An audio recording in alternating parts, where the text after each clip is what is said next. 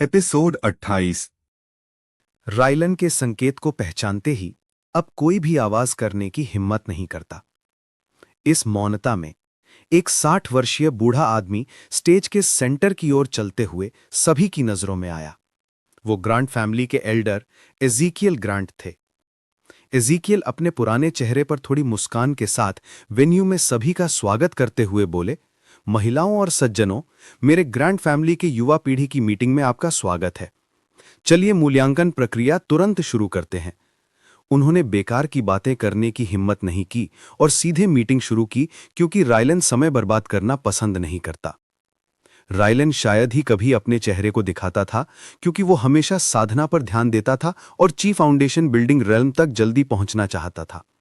ज्यादातर समय इस तरह के मामलों को केडन ही संभालता था, लेकिन इस बार यह उसके छोटे बेटे फेलिक्स का आखिरी मीटिंग था, इसीलिए वो इस इवेंट में शामिल हुआ। इसीलिए इस बार इतने सारे महत्वपूर्ण लोग आए थे, लॉयल्टी और सपोर्ट दिखाने के लिए। यह सब इसलिए था क्योंकि रायलन रिवर फ्लावर सिटी में सिटी लॉर्ड के बाद दूसरा सबसे मजबूत व्यक्ति था। जैसे ही वो अगले रेल्म में ब्रेक थ्रू करेगा, वो सिटी लॉर्ड के बराबर पहुंच जाएगा। कई फैमिलीज जो लेटन फैमिली के साथ चापलूसी नहीं कर सकती थीं, यहां ग्रैंड फैमिली की ताकत के लिए आईं, जबकि रायलन अभी वीक था। एज़ीकियल ने जोर से कहा, मैं सभी को नियम जल्दी समझा देता हूं। पहला, केवल 18 साल या उससे छोटे उम्र के नौजवान ही कंपटीशन में भाग ले सकते हैं। दूसरा, हर जूनियर को केवल एक ही मौका मिलेगा इस व्हाइट कल्टीवेशन मेजरिंग क्रिस्टल से जांच कराने का। उन्होंने कहा तो अपने पास रखी व्हाइट क्रिस्टल की ओर इशारा किया। यह व्हाइट कल्टीवेशन मेजरिंग क्रिस्टल ची फाउंडेशन बिल्डिंग रेल्म से नीचे की साधना माप सकता था। तीसरा, इवैल्यूएशन के बाद टॉप 3 से 10 रैंक वाले प्रतिभागी केवल फर्स्ट और सेकंड रैंक के प्रतिभागियों को चैलेंज कर सकते हैं, वो भी केवल एक बार। अगर कोई फर्स्ट या सेकंड रैंक के प्रतिभागी को हरा देता है तो वो उनकी जगह ले सकता है, और हारने वाला विनर को चैलेंज नहीं कर सकता। उन्होंने स्पष्ट रूप से घोषणा की। इस मीटिंग में कुल 42 प्रतिभागी हैं। हम सबसे छोटे से शुरू करेंगे, एज़ीकियल ने अनाउंस किया और प्रतिभागियों की ओर ध्यान किया। एक छोटा लड़का जो लगभग 12 साल का लगता था, नर्वस होकर स्टेज की ओर बढ़ा। वो साफ तौर पर सभी से छोटा था।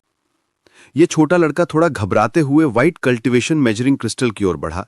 यह उसका पहला मीटिंग था। एज़ीकियल ने प्यार से कहा, लड़के की घबराहट देखकर, लड़के चिंता मत करो, बस अपने हाथ मेजरिंग क्रिस्टल पर रखो और अपनी ची डालो, फिर हम देखेंगे कि तुम्हारा साधना लेवल क्या है। अब जाओ। उस छोटे लड़के ने गहरी सांस ली और क्रिस्टल पर अपने हाथ रखे और अपनी ची डाली। अगले ही पल कुछ मैजिकल हुआ। व्हाइट ट्रांसपेरेंट क्रिस्टल अचानक चमकने लगी और एक सिंगल लिटिल गेट बनने लगा। वो गेट हल्के पीले रंग का था। ची गेट्स रेल्म का फर्स्ट गेट लो, एज़ीकियल ने संतोष से सिर हिला के घोषणा की। एज़ीकियल मुस्कुराते हुए बुलाया, अगला। यह साधना मापने वाला क्रिस्टल 5 अलग अलग रंग के गेट में बदल सकता था, जो ची गेट्स रेल्म के 5 सेल्फ गेट्स को संबोधित करता था। येलो फर्स्ट गेट के लिए, ऑरेंज सेकंड गेट के लिए, ग्रीन थर्ड गेट के लिए, ब्राउन फोर्थ गेट के लिए और गोल्डन फिफ्थ गेट के लिए। लो, मिडिल और हाई का निर्धारण कलर डेप्थ पर निर्भर करता था। जितना ब्राइट आपका रेल्म गेट होगा, उतनी उच्च आपकी अंतिम मूल्यांकन होगी। चूंकि मेजरिंग क्रिस्टल ने अभी हल्का पीला गेट दिखाया, इसका मतलब था कि इस शरीर ने हाल ही में पहला गेट खोला। अगर वो ब्रेक थ्रू के करीब या फर्स्ट गेट के पीक पर होता तो क्रिस्टल का रंग सबसे ब्राइट येलो दिखाता। छोटा लड़का गर्व से मुस्कुराया। आखिरकार वो केवल 12 साल का था और पहले से ही साधक था। वो प्राइज के लिए नहीं आया था, बल्कि केवल अपनी प्रतिभा दिखाने के लिए आया था। एस ने यह सब देखा और व्हाइट क्रिस्टल से काफी प्रभावित हुआ। उसने नहीं सोचा था कि साधना इस तरह मापी जा सकती है। अब वो सच में स्टेज पर जाकर अपनी हेवनली साधना टेस्ट करना चाहता था। वो देखना चाहता था कि यह चीज हेवनली ची मेजर कर सकती है या नहीं। अपनी सारी मेहनत के बाद एस अब हेवनली गेट्स के फर्स्ट गेट के पीक पर था। उसे केवल थोड़ा एक्सपीरियंस और इनसाइट चाहिए थी सेकंड गेट खोलने के लिए। एस अब इस खिलौने से खुश नहीं था, और जैसे ही अगला प्रतिभागी स्टेज की ओर बढ़ा, वो अपना कार्य शुरू करने के लिए तैयार हो गया। जब सभी का ध्यान उस प्रतिभागी पर केंद्रित हुआ, एस ने अपनी आंखें बंद कर लीं। फौरन उसके दाहिने हाथ की प्रत्येक उंगली से बिना आकार के नाजुक थ्रेड्स जैसे सोलची बाहर निकले। ये थ्रेड्स उसकी उंगलियों के चारों ओर कठपुतली की डोर की तरह नाच रहे थे। वो सोलची से इन थ्रेड्स को मैनिपुलेट करता और इन थ्रेड से पांचों स्ट्रिंग स्टेज के बगल में खड़े प्रतिभागियों की ओर बढ़ी। अगर कोई सोल साधक नहीं है या उनका मार्शल साधना बेस एस से 2 रेल्म्स अधिक नहीं है, तो कोई इन थ्रेड्स को देख या महसूस नहीं कर सकता। एस ने इन नाजुक थ्रेड्स को सोल थ्रेड्स नाम दिया। सोल थ्रेड्स उसके विंड सोल कोर से बने थे। बेशक उसने ये शानदार आइडिया पिक पॉकेट स्किल से लिया था, क्योंकि पिक पॉकेट स्किल एक ची थ्रेड बना सकता है और ची से उसे मूव कर सकता है। एस ने कोशिश की कि इन थ्रेड्स को सोल ची से बनाए और वो काफी आसानी से सफल रहा। ऐसा लग रहा था जैसे ये थ्रेड्स बस बेतरतीब करतब हैं जो वो हेवन स्टीलर टेक्निक के जरिए कभी भी कर सकता है। एस हेवन स्टीलर टेक्निक से हैरान था जो सिस्टम ने उसे दी थी। ऐसा लगता था कि वह उसे किसी भी चीज के लिए इस्तेमाल कर सकता है जब तक कि वह उसे इमेजिन कर सकता है। सभी सोल थ्रेड्स 5 कंटेस्टेंट्स की कमर के चारों ओर लपेट दी गईं। एस तुरंत mid level pick pocket skill activate करता है जिसे उसने पूरे महीने प्रैक्टिस किया था। पिक पॉकेट तुरंत एक्टिव हो गया, लेकिन इस बार कोई नया थ्रेड नहीं बना और वह सीधे पहले से बने सोल थ्रेड्स पर काम करने लगा। ऐसे ही सोल थ्रेड्स गायब हो गए और एस ने अपने हाथ में बैग को थोड़ा भय महसूस किया। वो चौड़ी मुस्कान के साथ हंसा। ऐसे तो बड़ा ही आसान है। वो खुश था क्योंकि उसने एक ही समय में 5 लोगों को लूट लिया और किसी ने भी नोटिस नहीं किया। पहली सफलता के बाद एस प्रोफेशनल थीफ की तरह बन गया और जब भी कोई नया प्रतिभागी स्टेज की ओर बढ़ता, वह इन उथल पुथल का फायदा उठाकर चोरी करता। 2 घंटे बाद ग्रेसी, फीलिक्स और रूबन को छोड़कर सभी प्रतिभागी अपनी साधना मेजरिंग टेस्ट पूरा कर चुके थे। एस थोड़ा सुस्त था क्योंकि सोल थ्रेड्स उसके सोल और माइंड पर बहुत दबाव डाल रही थी। हालांकि उसकी आंखें सिस्टम के ब्लैक पैनल को देखते हुए चमक रही थीं। पिक पॉकेट सफल हुआ। होस्ट ने 60 ट्रैश ग्रेड पिल, हाफ वाइट ग्रेड और 12,184 रूबी कॉइन्स चुराए। Rewards 12 thief points 52। एस ने 2 घंटे में ये सभी चोरी कर लिए और अब केवल फेलिक्स और रूबन बचे थे। वो थोड़ा उलझन में था और उन पर अपनी स्किल का उपयोग नहीं किया। कारण यह था कि वो डरता था कि वे कुछ नोटिस कर लेंगे क्योंकि वह उसके सबसे करीब थे। नंबर 3 सिस्टर, अब तुम्हारी बारी है, रूबन ने पहली बार आकर्षक लहजे में कहा। चूंकि कडन यहां था, वह उसे ज्यादा चिढ़ नहीं कर सकता था। ग्रेसी थोड़ी चिढ़ती है और स्टेज की ओर बढ़ती है। वह उसे देखती भी नहीं। इज़ेकियल अन्य की तरह ग्रेसी से व्यवहार करने की हिम्मत नहीं की और खुद ही उसे मार्गदर्शन दिया। वह ग्रांड फैमिली में ऊंचे स्तर पर थी और साथ ही शरारती होने की बुरी प्रतिष्ठा भी रखती थी। यंग मिस, चलिए, इज़ेकियल ने सम्मानजनक हाव भाव से कहा। सभी ऑडियंस साइलेंट हो गए। वे भी जानते थे कि ये यंग गर्ल कौन है। कडन मुस्कुराया जब उसने देखा कि ग्रेसी स्टेज पर दिखाई दी। वह उसकी एकमात्र बेटी थी और वह उसे बहुत पसंद करता था, इसलिए वह हमेशा उसे बिगाड़ता और उसकी गलतियों के लिए सजा नहीं देता। ग्रेसी ने इज़ेकियल के आगे अन्य की तरह ग्रीट नहीं की। वह उसे नोटिस भी नहीं करती। उसने केवल अपने पिता की ओर देखा और मधुरता से मुस्कुराई। वह अचानक मुड़ी और रूबन की ओर ठंडी मुस्कान दी। रूबन चौंक गया और उसके दिल में बहुत बुरा एहसास हुआ जब उसने वह सख्त मुस्कान देखी। ग्रेसी धीरे से अपने हाथ क्रिस्टल पर रखती है और अपनी ची डालती है। कल्टीवेशन मेजरिंग क्रिस्टल ग्लो करने लगी और एक लाइट ऑरेंज गेट बना। चीक गेट्स रेल्म का लो। Second gate. कॉन्ग्रेचुलेशंस मिस, इतनी कम उम्र में सेकंड गेट खोलने के लिए, इज़ेकियल ने जोर से अनाउंस किया। ग्रांड फैमिली की ये यंग मिस तो सच में जीनियस है। क्राउड भी हैरान होकर चिल्लाने लगी। मास्टर कडन, इतनी टैलेंटेड बेटी के लिए कॉन्ग्रेचुलेशंस। कडन के बदल में बैठे फैमिली हेड्स ने गर्मजोशी से उसे कॉन्ग्रेचुलेट किया। मैंने ज्यादा कुछ नहीं किया, वो छोटी लड़की खुद ही मेहनत करती है। दूसरा गेट खोलना बहुत मुश्किल होता है। कुछ लोग पहला गेट जल्दी खोल लेते हैं लेकिन सालों तक इस पॉइंट पर अटक के रहते हैं। अगर कोई पहले गेट के 3-4 साल में सेकंड गेट खोल ले तो उसे सिटीज में जीनियस माना जाता है। एस ने सभी शोर शराबा देखा और तिरस्कार से मन में सोचा, मेरी लिटिल सिस ने 7 साल की उम्र में ही पहला गेट खोल लिया था और मुझे पूरा पता है उसने अपने ब्लड लाइन के जागने के बाद ब्रेक थ्रू भी कर लिया होगा। यहाँ के सभी लोग सीमित विचार वाले हैं। एस अपनी लिटिल सिस्टर के बारे में सोच रहा था जब उसकी सोल सेंस जो रोबन और फीलिक्स पर लगी थी उसमें झंझनाहट हुई। उसने तुरंत महसूस किया कि रोबन की भावनाएं थोड़ी बेचैन हो गई हैं और वह बस ऐसा ही मौका खोज रहा था। उसने जल्दी से एक सोल थ्रेड रूबन की कमर की ओर भेजा और पिक पॉकेट यूज किया। रूबन को कुछ समझ नहीं आया क्योंकि उसका दिमाग किसी कारण से अस्त व्यस्त था। पिक पॉकेट सफल हुआ। होस्ट ने चुराया 60 ट्रैश ग्रेड पिल, हाफ वाइट ग्रेड और 4984 Ruby coins. Rewards 2 thief points, thief points 54। S ने सीधे सिस्टम की आवाज़ अपने दिमाग में सुनी। उसने आनंद नहीं दिखाया और अपनी स्थिति में स्थिर रहा। अब वह केवल एक कदम दूर था ग्रेसी का मिशन पूरा करने से। केवल फीलिक्स बचा था, लेकिन एस फीलिक्स से नहीं चुराना चाहता था, क्योंकि फीलिक्स रायलन ग्रांट का बेटा था। इसके अलावा फीलिक्स बहुत शांत था और अपने चारों ओर सतर्क था। उसने किसी तरह की संभावना नहीं दिखाई। एस को फीलिक्स की मनी पोस्ट चोरी करने पर कॉन्फिडेंस था, लेकिन यह भविष्य में रायलन और ग्रांट फैमिली को अलर्ट कर देगा और यह उसके लिए काफी झंझट वाला होगा। क्योंकि उसने सभी प्रतिभागियों को लूट लिया था, एल्डर जरूर ही इस अप्राकृतिक इवेंट की जांच करेंगे। लेकिन अगर वह फैमिली हेड के बेटे से चोरी करता है तो संभव है कि रायलन खुद कुछ करेगा। इसलिए उसने तय किया कि वह ग्रेसी के वापस आने का इंतजार करेगा और उससे पूछेगा कि क्या वह फीलिक्स को छोड़ सकता है। ग्रेसी अपनी जगह पर वापस आई, सर ऊंचा किए जैसे कोई घमंडी मोर। वह बिना किसी चिंता के रूबन के पास बैठती है और अर्थपूर्ण तरीके से कहती है, पुराने नंबर 2 भाई, अब तुम्हारी बारी। है। पुराने शब्द सुनकर रूबन का चेहरा अविचलित होने लगा और उसके शरीर में झंझनाहट दौड़ गई। एपिसोड 29। रूबिन की अभी ग्रेसी को चिढ़ाने की हिम्मत नहीं हुई, या फिर अब उसका मन ही नहीं था, क्योंकि उसे पता था कि अभी अभी उसका परिणाम देखकर क्या होने वाला है। उसने गहरी सांस ली और उदास चेहरे के साथ मंच की ओर चल पड़ा। इज़ेकियल ने रूबिन को आते देखा और ग्रेसी की तरह उसे अभिवादन करने ही वाला था, लेकिन रूबिन के सख्त चेहरे को देखकर रुक गया और बस विनम्रता से बोला, यंग मास्टर, कृपया हाथ रखें। रूबिन ने अपने डगमगाते भावों को जबरन शांत किया, अपने कांपते हाथों को क्रिस्टल पर रखा और अपनी ची प्रवाहित की। कल्टीवेशन मेजरिंग क्रिस्टल बदलने लगा और एक तेज पीले रंग का दरवाजा बना। इज़ेकियल ने यह देखकर ठंडी सांस खींची। अब उसे समझ आया कि रूबिन का चेहरा इतना काला क्यों पड़ा था और वो कुछ कहना नहीं चाहता था, लेकिन उसे कहना ही पड़ा। पहला गेट ऑफ ची गेट्स, हाय। ये सुनते ही भीड़ में खलबली मच गई, खासकर ग्रांट परिवार के जूनियर्स और बुजुर्गों में। वे हैरान थे, क्योंकि बैठक की शुरुआत से पहली बार रैंकिंग में बदलाव आया था, और वो भी दूसरे और तीसरे स्थान पर। क्या उन्होंने नहीं कहा था कि रूबिन ग्रेसी से ज्यादा प्रतिभाशाली है?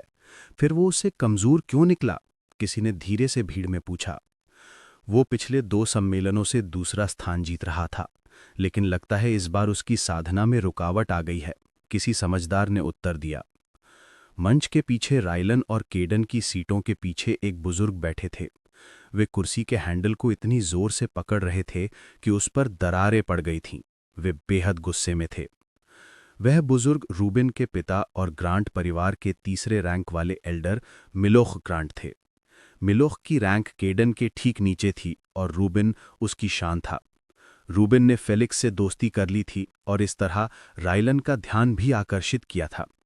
मिलोख अपने बेटे की उपलब्धियों से बेहद खुश था, लेकिन मिलोख और केडन का रिश्ता हमेशा से कड़वा था। इसलिए वो अपने बेटे को हमेशा ग्रेसी को दबाने और फेलिक्स और ग्रेसी के बीच दरार डालने के लिए उकसाता था। और केडन फेलिक्स और रायलन की वजह से कुछ कर नहीं पाता था। लेकिन अब रूबिन अपनी दूसरी रैंक ग्रेसी से हार चुका था। इसलिए मिलोख का मूड बेहद खराब था, क्योंकि वह हमेशा केडन की जगह पाने का सपना देखता था और अब उसे अपनी योजनाएं बदलनी पड़ रही थीं। मिलोख सोच में डूबा था, तभी सामने से एक ताने भरी आवाज आई, तीसरे एल्डर, मेरी संवेदनाएं आपके साथ हैं।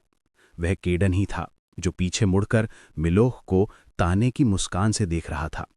मिलोख की लंबी दाढ़ी हल्की कांपी और वो गुस्से से लगभग खून उगल देता। ये कमीना, उसने मन ही मन सोचा। लेकिन वो भी बूढ़ा लोमड़ी था।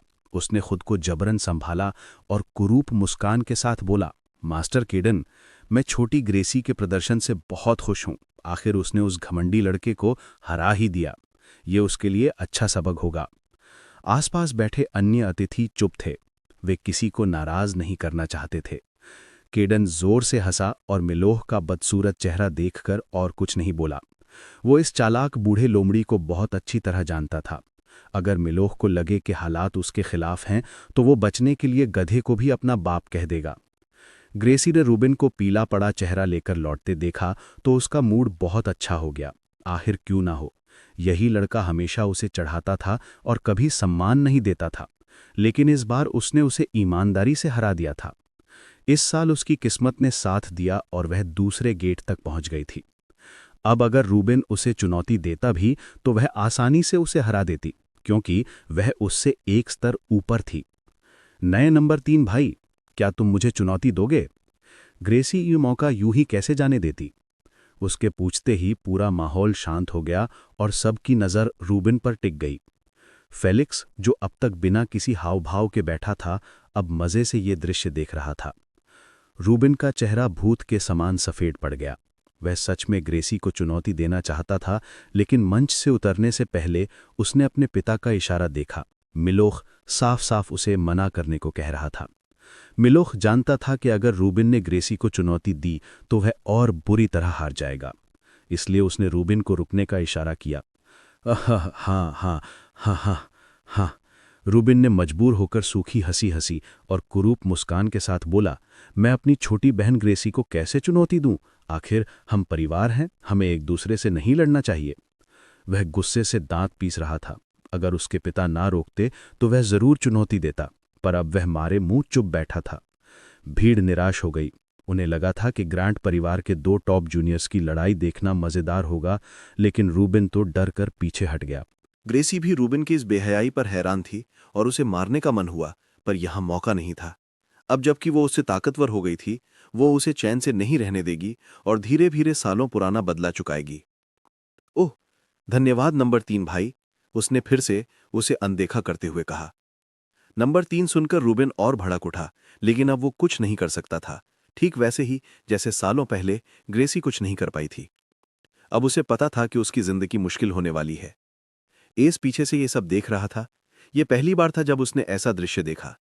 उसने साफ देखा कि रूबिन जब खुद को ताकतवर समझता था तो कितना घमंडी था, लेकिन जैसे ही उसे पता चला कि वो ग्रेसी से कमजोर है, वो कितना झुक गया। यही होता है ताकत और शक्ति का मतलब, उसने सोचा, और इस साधना दुनिया तथा मानव स्वभाव दोनों से प्रभावित हो गया।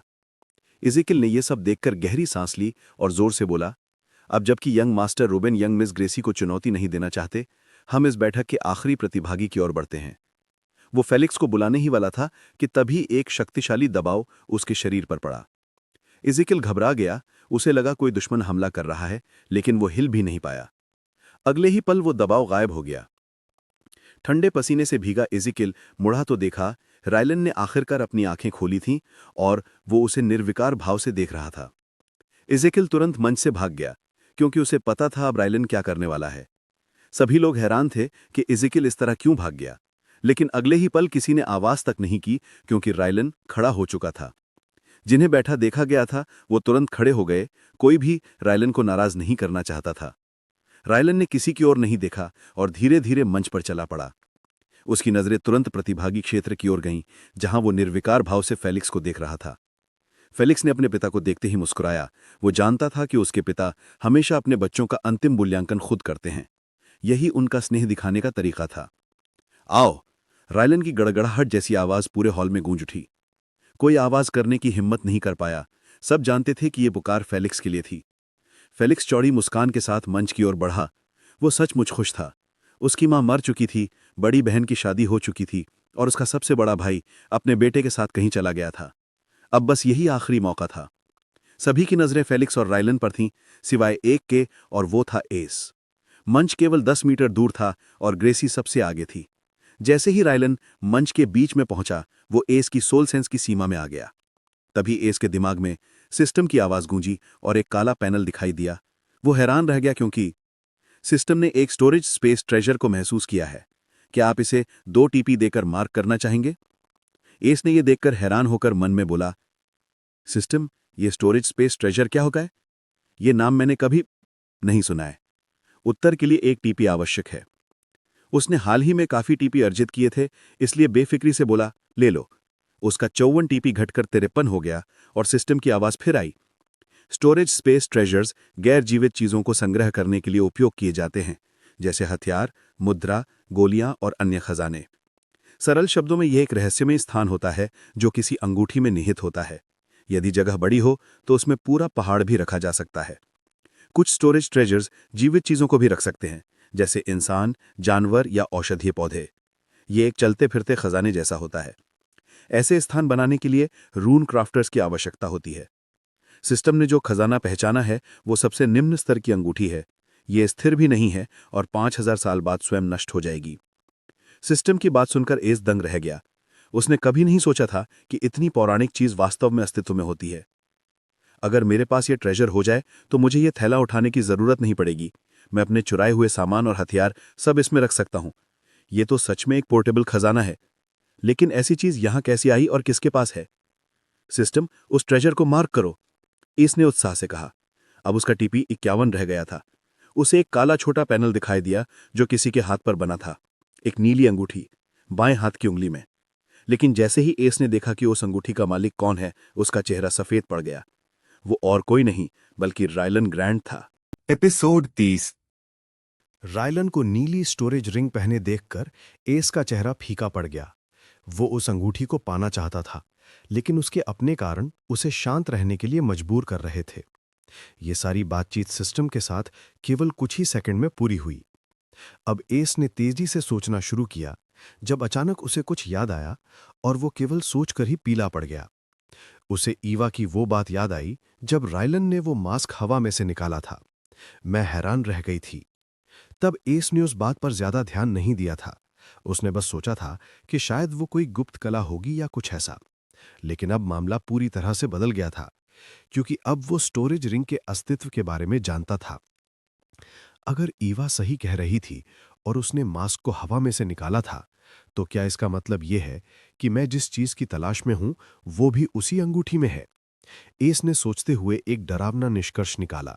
उसने गहरी सांस ली और अपने तेज धड़कते दिल को शांत किया। अगर एस का अनुमान सही था, तो रायलन के पास उस स्टोरेज रिंग में ग्रांट परिवार की सबसे कीमती चीजें और खजाने रखे होंगे। और अगर वो उस अंगूठी को चुरा लेता है, तो उसका मिशन यहीं पूरा हो जाएगा और वो तुरंत यहां से निकल सकता है। उसे ग्रांट परिवार की मुख्य हवेली में जाकर उनका खजाना ढूंढने की भी जरूरत नहीं पड़ेगी। इसके अलावा अगर उसे वो चीज ग्रांट परिवार के खजाने में नहीं मिली, तो तब उसे रायलन के पीछे जाना पड़ेगा। और रायलन को उसके अपने घर में ढूंढना मुश्किल नहीं था, लेकिन उसे कई तरह की सुरक्षा और जालों से गुजरना पड़ता। पर अभी वो उसके ठीक सामने खड़ा था। अब एस के भीतर भयंकर द्वंद्व चल रहा था। वो अंतिम निर्णय नहीं ले पा रहा था। अगर मैं अभी वार कर दूं, तो मैं ग्रांट परिवार से निकल सकता हूं। लेकिन अगर मुझे वो चीज रायलन की अंगूठी में नहीं मिली, तो ईवा मुश्किल में पड़ जाएगी। और अगर मुझे वो चीज खजाने में भी नहीं मिली, लेकिन मुझे 90% यकीन है कि रायलन के पास वही चीज है, क्योंकि कोई भी इतनी कीमती वस्तु ऐसे खजाने में नहीं रखेगा जिसे कोई और खोल सके। एस ने निराशा में सांस छोड़ी। अगले पल उसकी आंखें चमक उठीं और उसने अपनी सोल सेंस पूरी तरह रायलन पर केंद्रित कर दी। उसने आखिर फैसला कर लिया। अगर एस को रायलन की सोल वेव या सोल की तरंग में जरा भी बदलाव दिखा, तो वो बिना किसी झिझक के हमला कर देगा।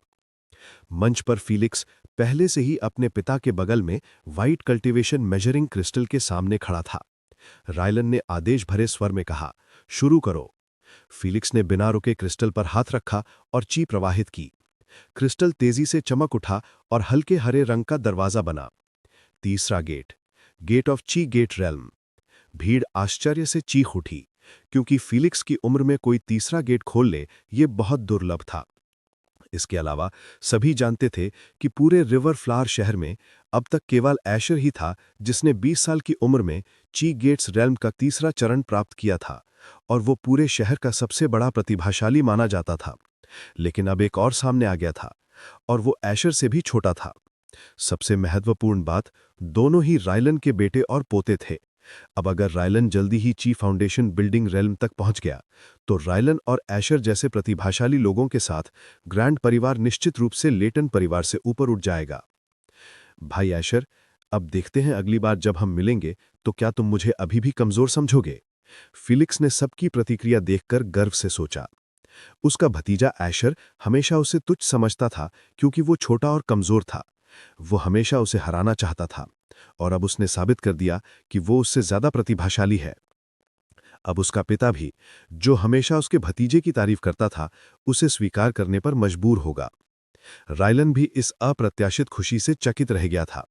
वो उसने नहीं सोचा था कि उसका बेटा उसके पोते से आगे निकल जाएगा, जिससे वो इतना स्नेह करता था। वो अंदर से गौरवान्वित और स्वर्ग के प्रति आभारी महसूस कर रहा था।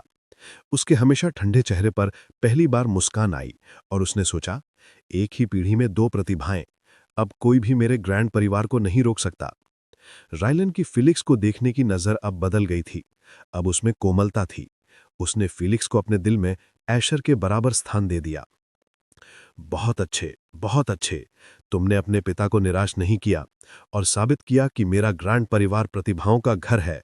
सभी सुनो, इस साल की बैठक यहीं समाप्त होती है और विजेता मेरा बेटा फिलिक्स है। पर सब रुकें, क्योंकि आज रात उसकी इस महान उपलब्धि पर दावत रखी गई है। रायलन ने मुस्कुराते हुए घोषणा की और पूरा हॉल तालियों से गूंज उठा। सभी परिवार के एल्डर प्रसन्न थे और जल्दी जल्दी भोज की तैयारी में लग गए। केडन ने अपने बड़े भाई को अच्छे मूड में देखकर हंसते हुए कहा, बधाई हो बड़े भाई, अब आपके पास 2 ड्रैगन हैं। हा हा हा हा, तुम बहुत विनम्र हो केडन। रायलन ने जोर से हंसी मारी। रायलन ने खुशी से उसके कंधे पर हाथ रखा, लेकिन उसकी मुस्कान अचानक जम गई, क्योंकि उसे महसूस हुआ कि उसका हाथ खाली है। हां, उसकी अंगूठी गायब थी। केडन ने अपने बड़े भाई के चेहरे का रंग बदलते देखा और उसके भीतर एक बुरा एहसास उठा। ये क्या? वो सोच ही रहा था कि तभी उसके कंधे से तीव्र दर्द उठा। आह! केडन की दर्द भरी चीख के साथ सारी खुशियां थम गई, लेकिन किसी को समझने का मौका भी नहीं मिला कि क्या हुआ। तभी रायलन की गड़गड़ाती, क्रोध से भरी आवाज गूंजी, आखिर हिम्मत किसने की? बेहोशी में रायलन ने घबराहट में केडन का कंधा कुचल दिया था और उसे परवाह भी नहीं थी। उसकी नजरें उसके बाएं हाथ की तर्जनी पर टिकी हुई थीं। वहां एक खूबसूरत पैटर्न वाली नीली अंगूठी होनी चाहिए थी, लेकिन अब वहां सिर्फ उसका सफेद निशान रह गया था। उसका मन पूरी तरह बिखर गया और वो अपना नियंत्रण खो बैठा। उसकी साधना शक्ति स्वतः बाहर फैल गई। क्वासीची फाउंडेशन बिल्डिंग स्तर की भयावह दबाव ने पूरा मंच हिला दिया। केडन उस तूफान के केंद्र में था और लगभग मर ही गया था। उसने पीड़ा में चीखते हुए अपनी पूरी शक्ति लगा दी। भाई, आप ये क्या? रायलन केडन की चीख से होश में आया और देखा उसका हाथ उसके भाई के खून से सना हुआ था। उसने तुरंत पकड़ छोड़ी और केडन दर्द से कराहता हुआ मंच पर गिर पड़ा। वो भाग्यशाली था कि रायलन ने अपनी ची नहीं छोड़ी थी, वरना उसका कंधा शरीर से अलग हो जाता। क्या हुआ? केडन ने जल्दी से एक उपचार की गोली ली और दर्द थोड़ा कम होने के बाद डरते हुए पूछा। उसने अपने भाई को कभी इस तरह बेकाबू नहीं देखा था, खासकर जनता के सामने, लेकिन इस समय रायलन जैसे पागल हो चुका था। वो गायब है। रायलन ने खून से भरी आंखों में भय और घबराहट के साथ सोचा। उसने खुद को जबरदस्ती संभाला, लेकिन उसका दबाव अब भी चारों ओर फैला हुआ था। पूरा मंच कांप रहा था। पूरा हॉल भयानक सन्नाटे में डूब गया। हवा ठंडी पड़ गई। रायलन की हत्या की भावना अपने चरम पर थी। किसी को नहीं पता क्या हुआ, लेकिन सब जानते थे कि अगर उन्होंने जरा भी आवाज की तो रायलन उन्हें मौत के घाट उतार देगा। पूरे क्षेत्र को लॉकडाउन करो, रायलन ने गरजते हुए आदेश दिया। सुरक्षा में खड़े एल्डर तुरंत हरकत में आ गए और आदेश का पालन किया। अब बिना रायलन की अनुमति के कोई बाहर नहीं जा सकता था। मैं सिर्फ सबके हाथ और सामान देखना चाहता हूं, फिर सब जा सकते हैं, उसने साफ साफ कहा।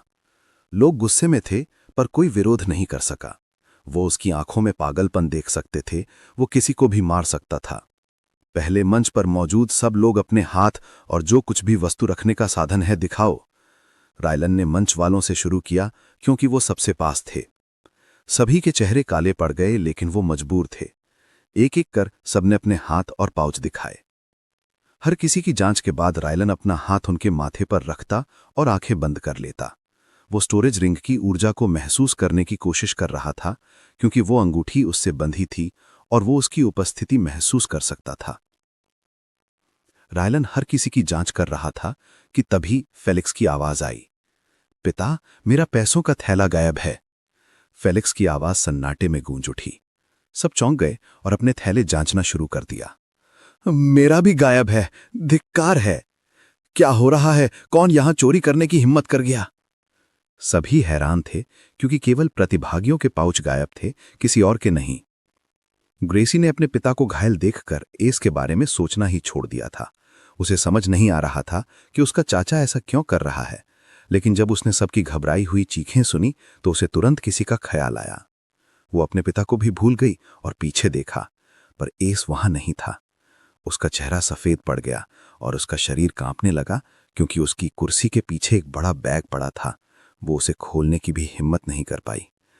अगर उसका अनुमान सही था तो वो बर्बाद हो चुकी थी। रूबन बेचैन था क्योंकि उसका पाउच भी गायब था। उसने ग्रेसी का सफेद चेहरा देखा जो उसके बगल में बैठी थी। उसे लगा शायद उसका थैला भी चोरी हुआ है और ये सोचकर उसे थोड़ा सुकून मिला। लेकिन जब उसने देखा कि ग्रेसी बार बार पीछे देख रही है तो वो भी उत्सुकता से पीछे देखने लगा। उसने वहां एक लंबा बैग देखा और याद आया कि एक लड़का इसे लेकर शाम को आया था, जो अब वहां नहीं था। बहन ग्रेसी, वो लड़का कहाँ है?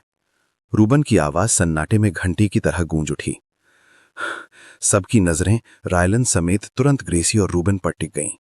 रूबन की आवाज से ग्रेसी जैसे झटके से जागी। ग्रेसी उस समय रूबन को मार देना चाहती थी। क्या इस कमीने को इतनी जोर से बोलना जरूरी था? उसने मन में उसे कोसा, लेकिन अब कुछ नहीं कर सकती थी। सभी उसकी ओर देख रहे थे और उसे भी अब शक हो गया था कि उसके चाचा का गुस्सा एस के गायब होने से जुड़ा है। अगर उसके चाचा को उसके षड्यंत्र का पता चल गया तो उसका अंजाम सोचकर ही वो कांप उठी। रायलन कितना भी घबराया हुआ क्यों ना हो, फिर भी वो चालाक लोमड़ी थी और ग्रेसी के चेहरे की सफेदी उसकी नजरों से नहीं बची। यहां तक कि केडन, जो अभी भी अपना जख्म भर रहा था, जान गया कि उसकी बेटी को छिपा रही है और ये बात इस स्थिति में बेहद खतरनाक थी। रूबेन, वो लड़का कौन था? रायलन की गरजती हुई आवाज गूंजी।